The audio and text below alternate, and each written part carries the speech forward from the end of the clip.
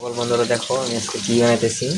এটা হলো আমার সবজিটা, এটা হলো সিম, এই বেগুন, এই টমাটুম, এই ফুলকপি, এই আলু।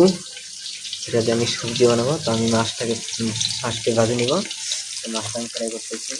তো আমি এগুলো আটা রেডি হয়ে গেছে। আমার আটা রসুন মধ্যে পেঁয়াজ, লঙ্কা আর এই রসুন সব দিয়ে দিয়ে সবজিটা বানাবো। আবার আপনাদেরকে আমি দেখাবো ভিডিওটা কীরকম লাগছে। এখন আমি আলু বেশি আলুটা আমার দেখো বেশি লাল লাল হবে না। আলুটা বেশ হয়ে গেছে, আমি নামিয়ে দেবো। তারপর দেখুন আলু বন্ধ করে দিলাম এটাকে। প্রথমে বানাবো না, এটাকে আমি বানাবো আবার দেরি করে।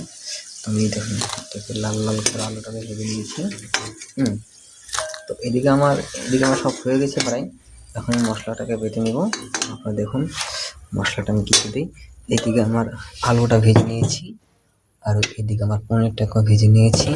আমি পনির আর আলুকে বানাবো, দুটোকে বানাবো একসঙ্গে। এদিকে আমি এখানে এখন মটর দিব, অল্প মটর দিব এখানে।